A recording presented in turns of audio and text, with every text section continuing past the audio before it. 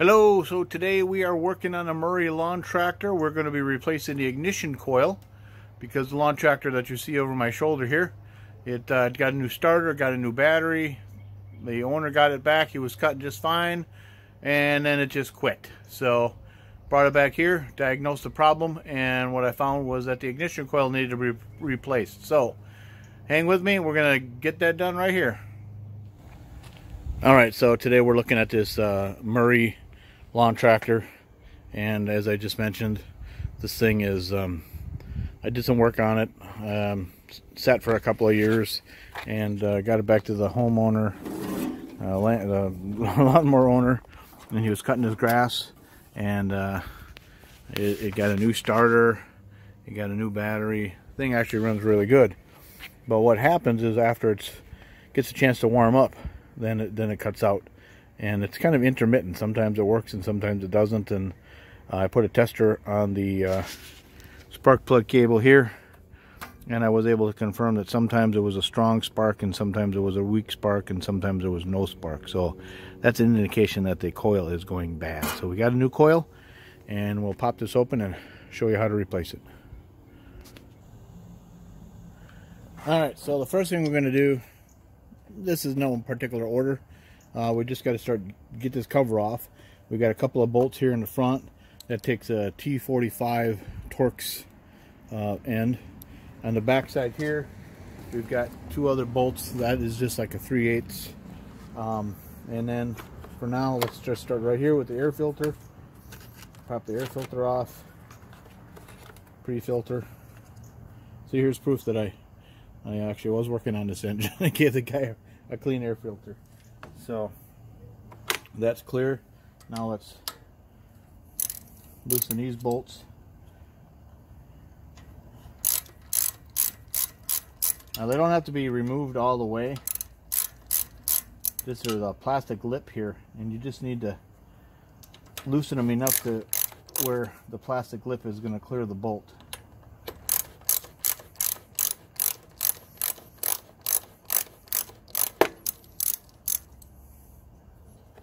Okay, and now I'm going to reach back here with the 3/8 wrench. So if we look at the nuts or the bolts back here, this is a 3/8. I got a ratcheting 3/8. And just like the front, you don't have to take them all the way out, just far enough to clear this plastic lip.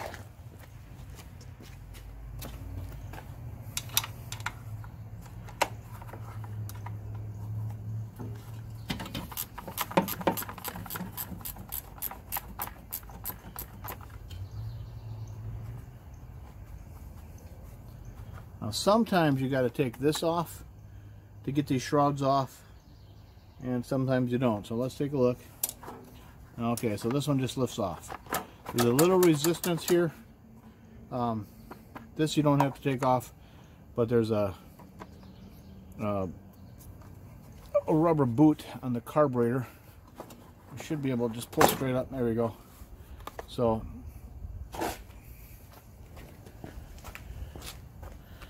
I'll show you right here. This carburetor was pressed into this hole, so that's the resistance we got. But that's all it takes to get the cover off on this particular model. And if you look right over here, here is the ignition coil. So move the camera around and get at that from that side. Alright, so at this point too, we want to take the spark plug out. This particular spark plug just takes a 5/8 inch spark plug socket. So let's take that out.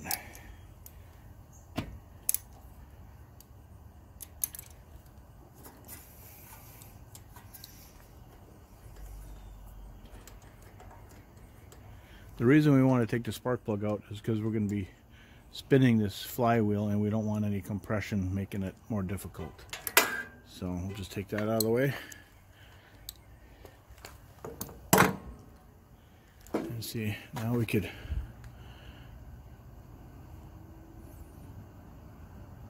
there we go. Now we could spin this freely where we need it to be. So in order to get the ignition off itself, we've got a 5/16 socket, and there's 2 bolts that hold it on. So take those all the way out.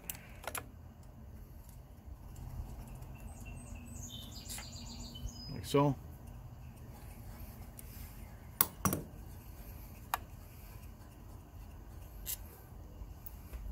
And you lift this off. Now underneath here is a wire. That's the kill wire. Unplug the kill wire. And the old ignition coil is now out of the way.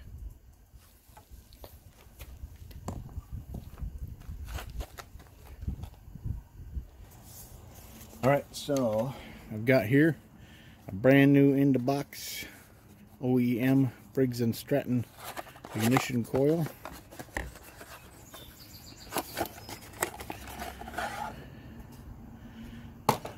It's different, the metal end.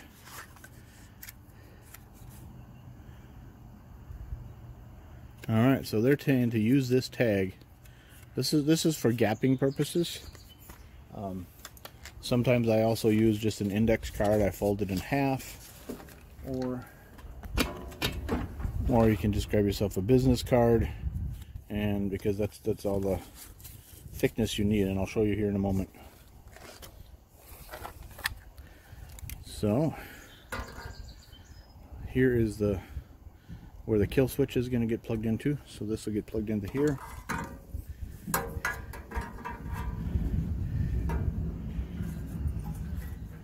Well, we're going to have to go like so. It actually says right on here, cylinder side. So that means we're going to make sure that it goes down like this.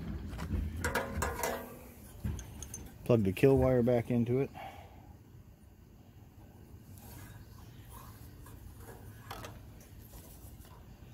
And then we're going to take those 2 screws and put them back in.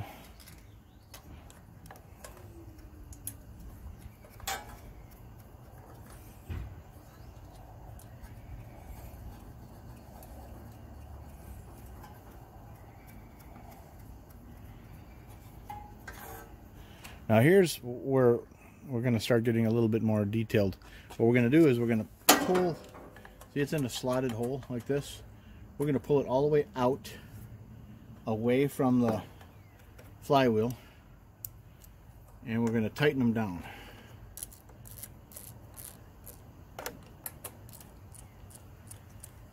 So let's do that. You don't have to kill it, just snug them down a little bit so they stay put.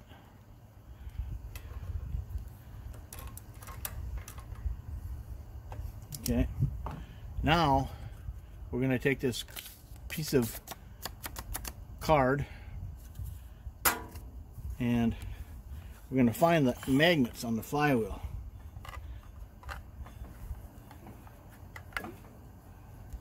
I think this is the magnet right here.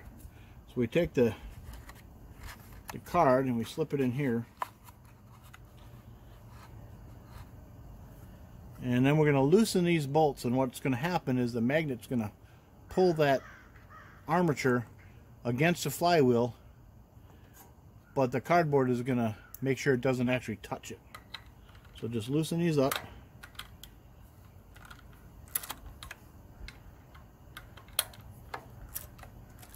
There you go. I don't know if you could tell that, but the magnet pulled it in. So now, with everything pulled tight, now we want to tighten these bolts down again. This time you can snug them up a little bit better.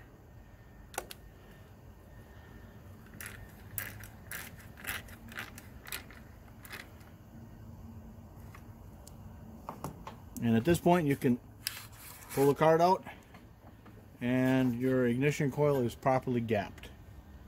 So we could put the spark plug back in here, put the end back on, and put the cover back on, and we're back in business.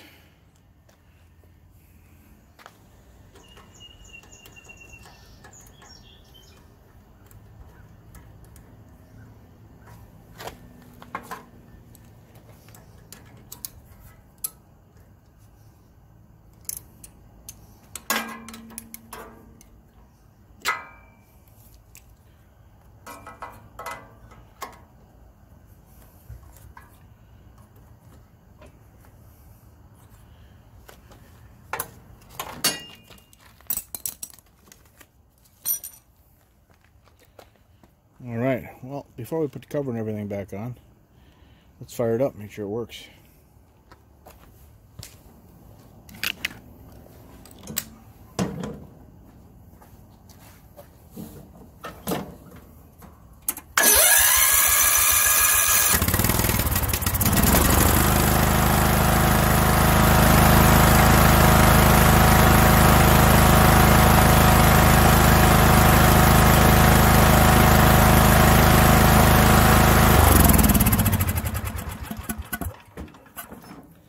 Alright, just like downtown.